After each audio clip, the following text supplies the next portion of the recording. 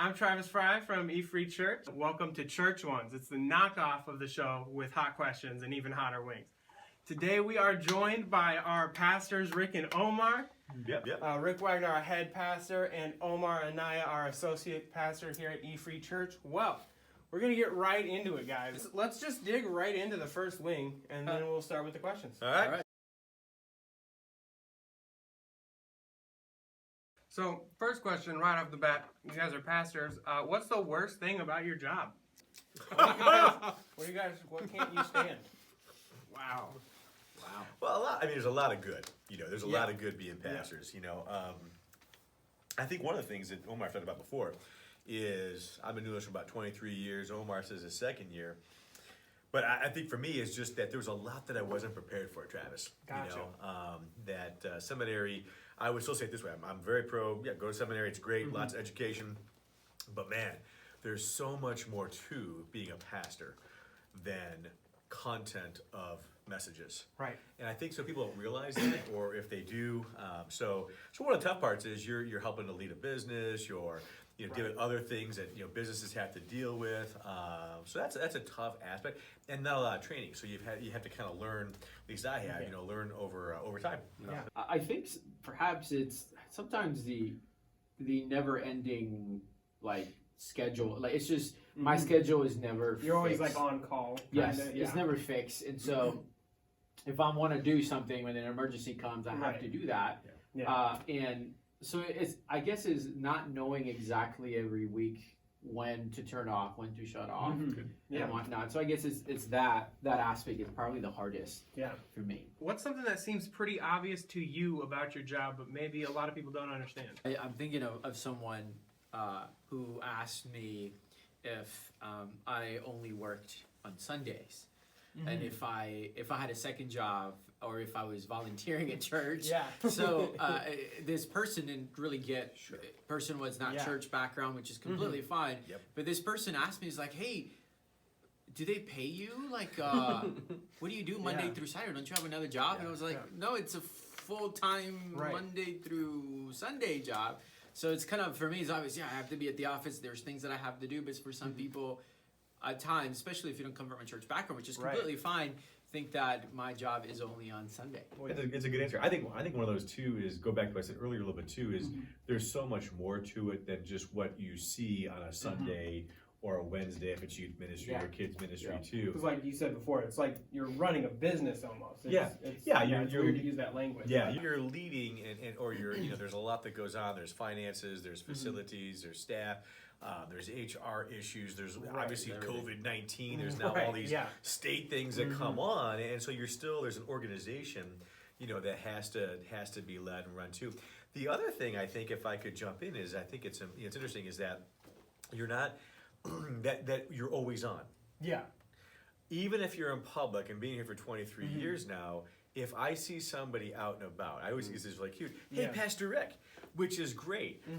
But I think it's funny. I would never say, well, hey, intern Travis. Right. Or plumber Joe. Or, when you're out shopping, you're just being Joe. You're just being Jane, And it's okay. I totally, but it's one of those things that's like, and yes, it's a role that you are, obviously. I think there's an importance that who you are is important. But yeah, you're not always on. Yeah. But people do expect that you're always just Pastor Rick or Omar. You can't just turn your head the other way and keep walking. Yep. Awesome. Well, we're going to get into this second wing. One.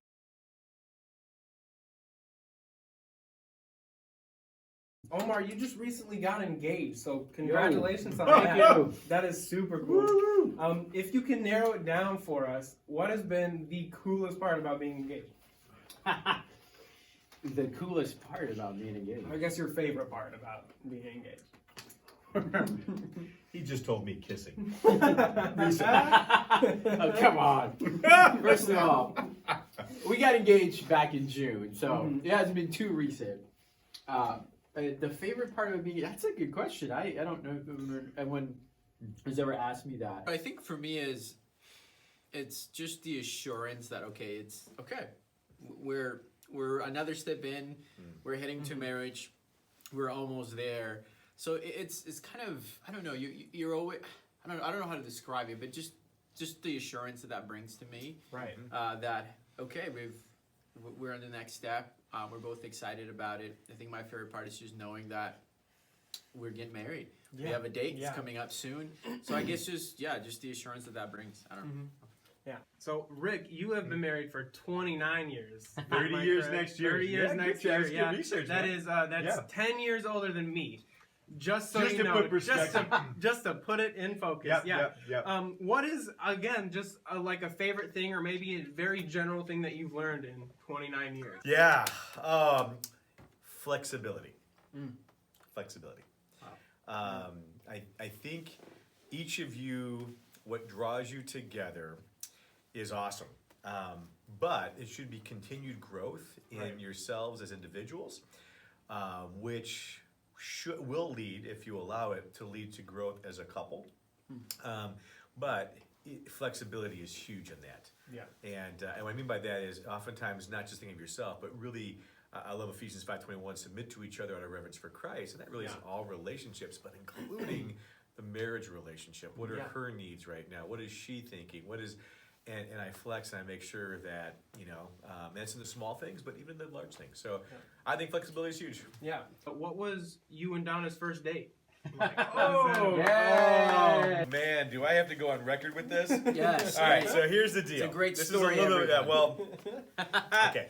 I was actually not even looking to date. Okay. I was in a previous relationship, and I have to admit, it was probably my first case of really where I was in love. Yeah. And there's one little problem. Yeah. I did not know that she had an ex-boyfriend who was a starting defensive end for the Illinois State football team.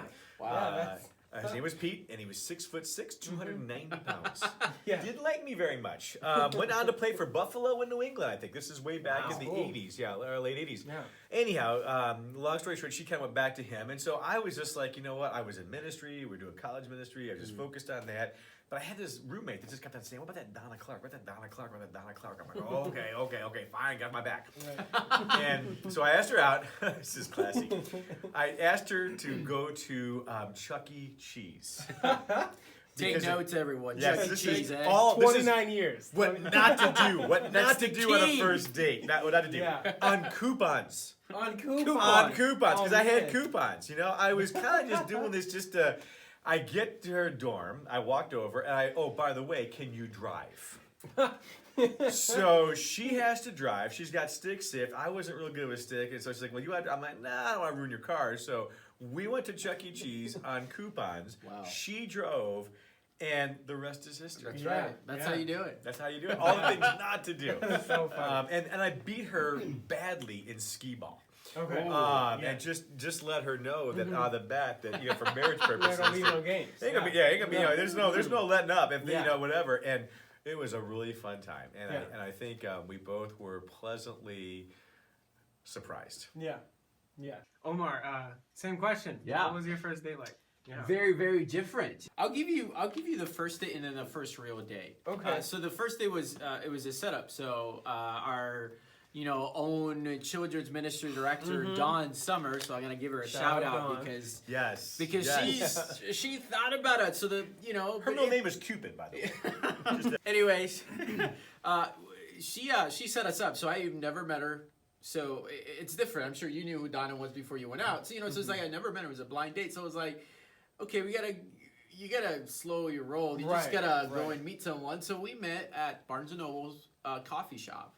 The reason is I didn't Yeah. want to go to like Starbucks or a place where a lot of people are around. Right. Yes. I Right. wanted to keep a little bit of Barnes and Noble is a privacy. good atmosphere, Barnes yeah. and Noble, I it's mean, got a coffee shop. I didn't right. think, and it was a Sunday. It was a Sunday, and that's where we went on our first date. And I did pay for her drink. Okay. I would tell you Okay. that. Okay. Did That's pay the for her move. drink. That's the move. Coupons? I did not use coupon. But the first actual date, I took her to Epiphany Farms. That's where Wow. we went, so. So yeah, you stepped it up. A little You're like, different. Okay, now that we're serious a here. little- All right. A little different first date, and we walked around uptown Normal. Got him insomnia cookies. I think we did for dessert. Nice. Yeah. Just kind of Yeah. after that. So Yeah, definitely different dates. Yeah, for different sure. different stages of life too. Yeah. So where you Awesome. were. Awesome. Well, yeah, let's dig into this third wing. Yes, Let's go this- for it. Oh, now one this is is the- medium. Medium. All right, So- medium. So yeah, both of you are pastors, and some people don't know that pastors are not perfect. Which, yeah, they'll admit themselves they're not perfect. But both of you guys have people you look up to, though, in times when you are struggling with stuff, when you're being not perfect. So, who are probably just one person that inspires you? It can be somebody you know, it can be somebody you listen to. Yeah. I think over the years, I think that the easy ones are my dad and my brother. I have an older brother. He's a pastor. My dad's been a pastor for a long time. And those have been some people that I've can go to, I feel comfortable with and stuff. But then also Pastor Rick. So he's a lot older than me. Well, not a lot, man. Let me tell you about not a lot older than me. He's older than me. But I really appreciate his feedback, and we have that relationship where I can come to him and be like, hey man, this is what's going on right now, and so and stuff like that. So I would say definitely not here, my dad, my brother, but Pastor Rick is sort of taking that role here in town for me. So Cool. Hey, let's just clarify this. Not a lot older. Just to clarify, but his dad and his brother, I've met them both, and they are some great guys. You know, I've encouraged. I mean, just to be upfront on that too, Travis. Is I wish when I was younger, I would have had somebody, but it was really hard to find. And I think in the midst of all the busyness, wasn't a huge priority. So for me, it's really been actually somebody over time, Newt Larson, who's in his 70s. Not a lot older than me, apparently, but he is. But really just been my coach and mentor for the last couple of years. And I look back and, man, I wish I would have had that sooner. One that I have not met personally yet, though, but I've learned so much from as an input and a source of leadership is Kerry Niehoff. And he's out of Canada, been pastoring for about 30 years or a little bit less than that. And he does a podcast, Lead Like Never Before. And I'll tell you, I listen to him weekly. Matter of fact, I listened to the podcast today when I was doing some cardio stuff. And I've learned more about leadership and leading myself and leading others probably from Kerry than anybody else. And guys like Newt have been real important too. Yeah. What is y'all's favorite Bible verse? Oh, yeah, dang. It's hard to pick. I'll give you the one that I think for me when I was in college, it was a time where this verse came alive to me through. I was with Campus Crusade. I was meeting up with older guys who I looked up to and kind of were mentoring me a little bit during college, and I just kind of made it my own. It's 2 Timothy 1:7, where it says, "God didn't give me a spirit of fear, but power, love, and self-control, self-discipline." So that's something that I grabbed onto, and even now I look back at the verse like, okay, God didn't give me a spirit of fear; He gave me power, love, and self-control. And so all those things together, it's something that I always go back and look. But I remember starting in college where I just really made that my own. So, but it's hard to pick. I'm just giving you that one just because that's the one that comes to mind right away. Yeah. In 2 Maccabees.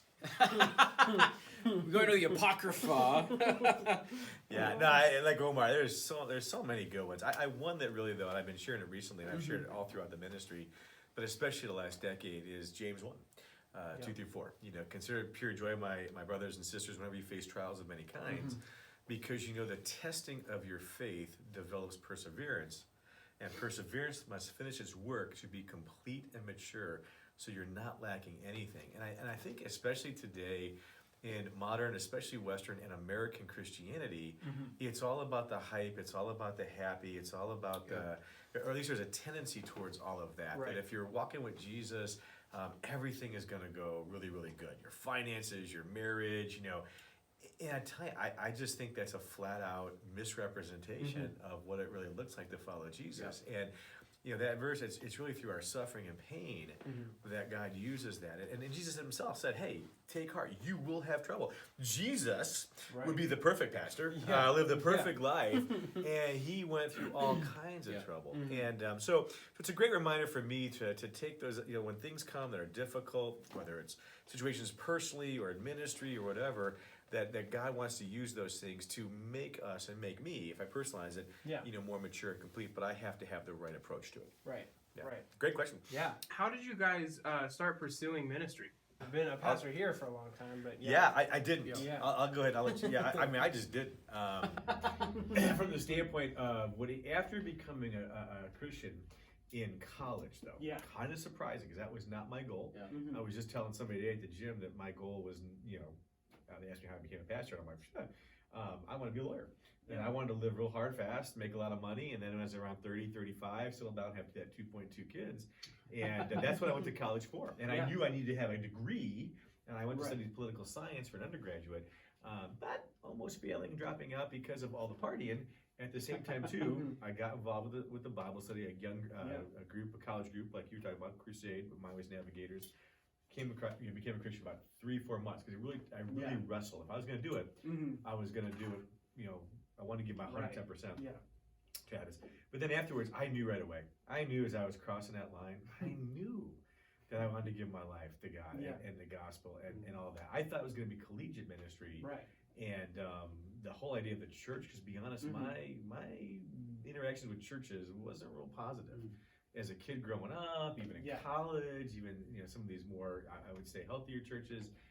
So I tell you, God just kind of got me kicking and screaming. Yeah. And here I am in the same church for 23 years. I would have never have thought that, but have loved it, and I've been incredibly blessed as a result of it. Yeah, that's awesome. Mine is completely different. Shares a little bit difference. I tell people, I joke around. I was going to church before I was even born. In my mom's belly. My dad's been a pastor for longer than I've been alive. I'm 30, by the way. I'm 30 years old, so he's been a pastor for 30 plus years. I don't remember exactly at this point. So I always grew up in a church, and as a kid, you always want to be like your dad. And so I remember, even as young as 7, 8, I always looked up to Dad, and I wanted to be what he wanted to be. There was a period in high school, though, where I'd say I wanted to be either a lawyer, a doctor, something. It was all about the money. Something about I'm gonna make money. Yeah. That's what I want to do. I had given up on my dream to become a pro soccer player because I was like, well, I'm not that good. I was good enough to do things, but not that good to go pro. And so I wrestled with it in high school, and I think it was then in high school that every time I would get into this places in my life where I was like, no, I'm not doing that. God would do something around me, either through a service, either through someone speaking to me, either through a situation where he would bring me back to that desire and that passion to be a communicator of the gospel, or professionally, I guess we quote unquote call that, but to be in ministry full time. And so I was like, okay. And so I think in high school I was like, I'm gonna surrender all that I have, and I'm gonna pursue that my whole heart. So that's when it happened for me. We're gonna eat a wing real quick. Yes. We're gonna get back now we're getting to the hot. Now we're getting to the last 2 hot ones. Okay. I might even add some more. Not that I'm trying to challenge anybody or show anybody up. Mine has a lot of sauce. I think a lot.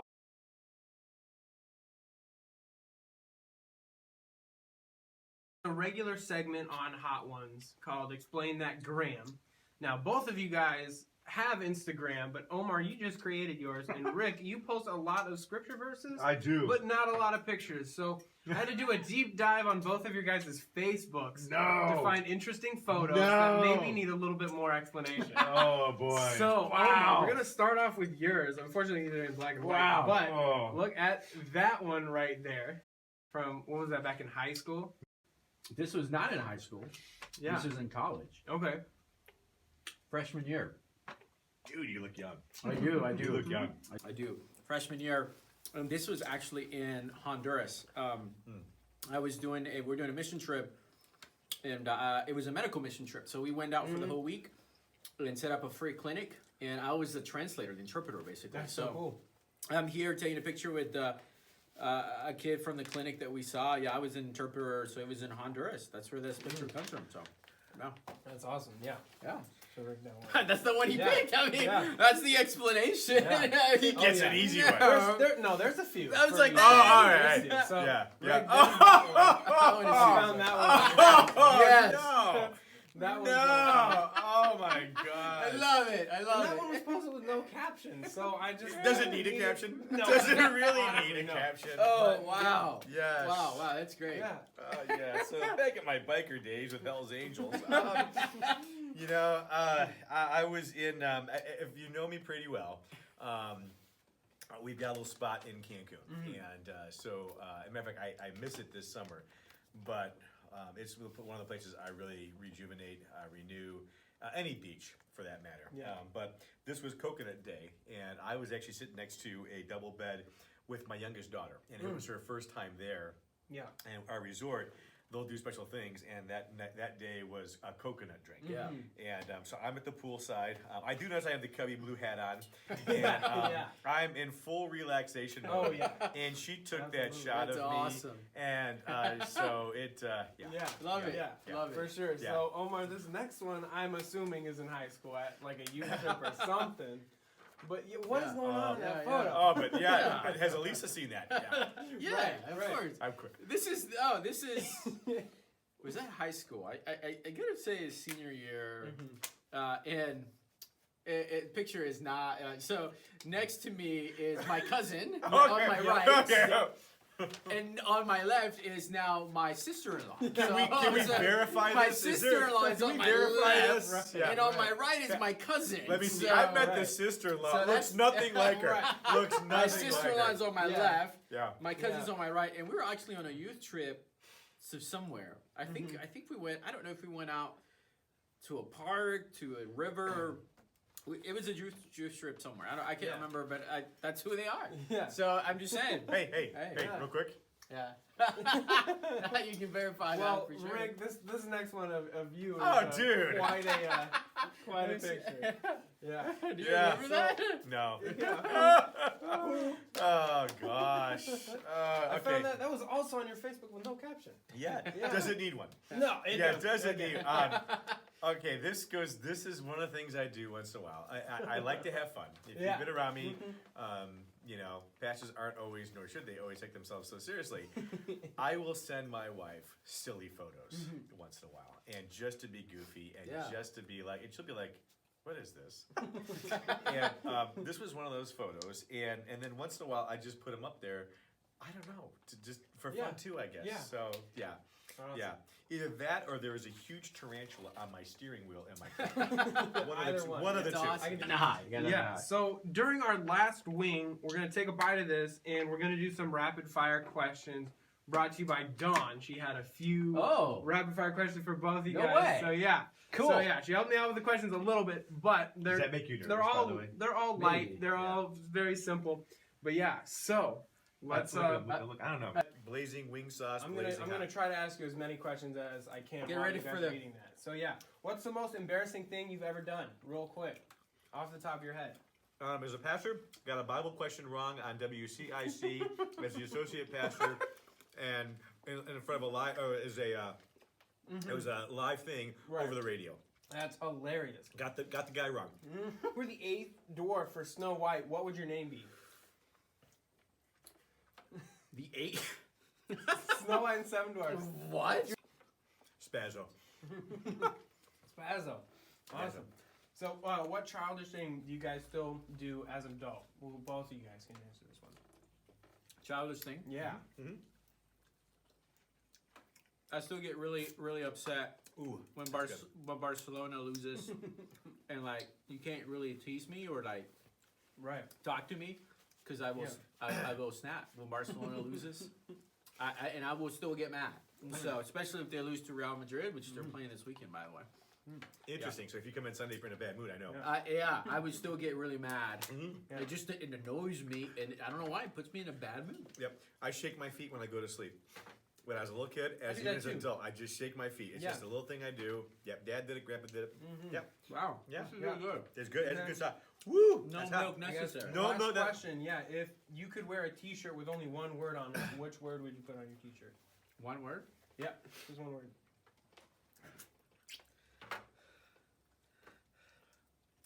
Rapid questions, Romar. You're like sucking that ring down, dude. It's really good. Good, man. Good. Yeah. Cubs. Cubs. Yep, just I Cubs. mean, yeah. Messy. You already got Messy. a lot of Real shirts messy. like that. Yep, So yep, yeah, just yeah. Cubs. Messy, Yep, messy. just simple. Well, thank you guys so much for doing this. We're doing this in the spirit of Pastor Appreciation Month, which is the whole month of October. This camera. Tell the audience what you guys got going on. This is a series on Revelation, and so I'll encourage anybody jump on if you're watching this through Instagram, through Facebook. And I'd just love to have you be a part of that. It's one of those real complicated, but yet people are really intrigued by it. It's a lot of times I'm looking through it, it's misunderstood, misinterpreted, and so. But yet, the more I get interested, the more I love it, Travis. Yeah. I just am finding it to be real helpful. moving forward in today's times. Yeah. And we have a lot of questions, and there's a lot of assurance that comes from Revelation. So love to have you, 10 a.m. on Sundays. Our online platform, the eFree Church online platform, through Facebook, YouTube. Just look up eFree Church Bloomington. Boom, right there. So Yeah. Awesome. I think for me, is if you're listening, and there's 3 great young adult small groups that function, whether you're married or single, college, it goes from post-college through middle, late 30s. If you're looking for a place to connect and find community, we have 3 great young adult groups, small groups. I mean, it's every week. If you want to check them out, I encourage you to reach out to me, and I can set you up with that. We're on Instagram as efree_churchbn, and we're on YouTube as eFree Church. So find us on all those social medias. Thank you guys so much for watching, and we'll catch you next time. That's good. Thank you. Yep. Yeah.